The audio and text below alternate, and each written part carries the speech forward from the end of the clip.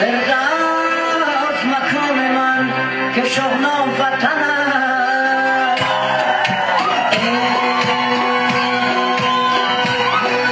شما بنگر مرا بدخشان وطن است.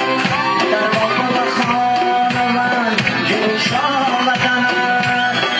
گر روی پیش مکس میسر نشود در دست مکان من که شغنام وطن است.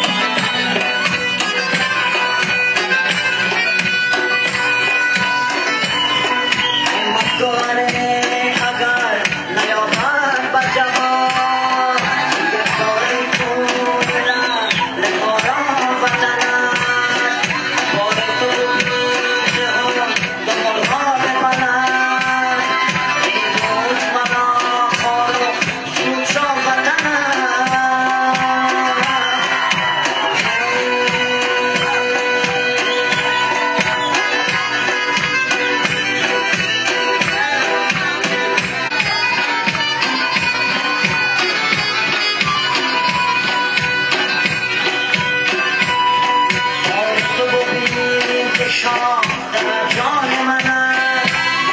فرماد و برات و ملک بسیار وطن است. این روز داشته مناظر من است.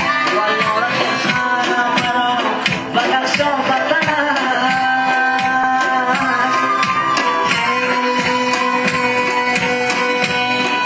شما بنگر مرا بدخشان وطن است.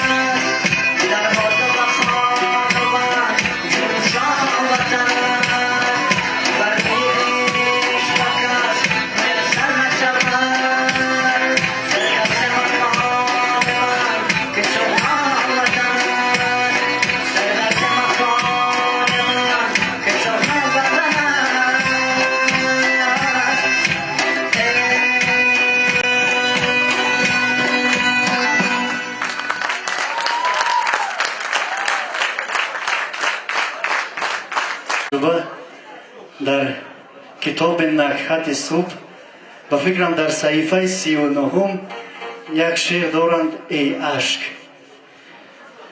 و منم در پیروی این شعر یک شعرکی را ایجاد کردم و چون از اشک شادی ریختم به خاطر همین میخوام آن را برای شما قرائت کنم. ای اشک، ای امانت